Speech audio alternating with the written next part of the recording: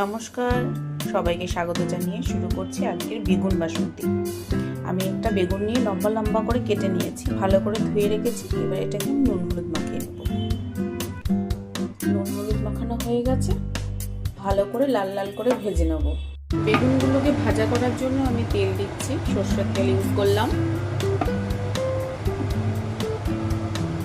তেলটা গরম হয়ে আসলেই আমি বেগুনগুলো দিয়ে দেবো। এইখানে আমি 1 চামচ মতো কালো সর্ষে গুঁড়ো নিয়েছি, আর সাদা সর্ষে আর পোস্তটা বেটে নেব। বেগুনগুলো দিয়ে দিলাম, তেল গরম হয়ে গেছে, করে ভেজে নেব। বেগুনগুলো আমার ভাজা হয়ে গেছে,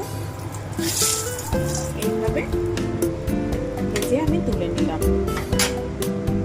এর মধ্যে আমি 1 চামচ সর্ষে গুঁড়ো দিয়েছি, কালো সর্ষে গুঁড়ো আর সাদা সর্ষে বেটে নিয়েছি, এর মধ্যে দিয়েছি। এবার পোস্ত দেব, আর ওই তেলেই আমি দিয়ে দেবো কালো জিরে, আর একটু তেল দেব।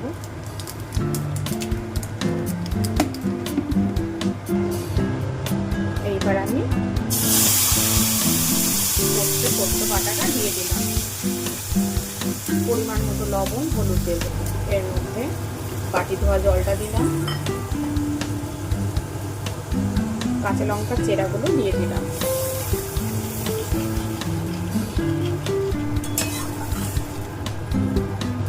আমি এর মধ্যে হাফ টিস্পুন মতো লঙ্কা গুঁড়ো অ্যাড করলাম।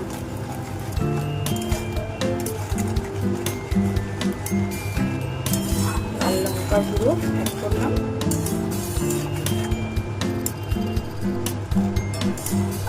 ঝোলটা হালকা ফুটে আসলে বেগুনগুলো দিয়ে দেবো। এক এক করে বেগুনগুলো দিয়ে দিলাম।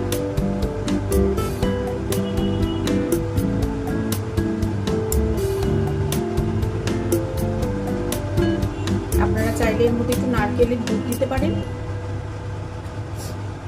আমি নারকেলের দুধ দিইনি।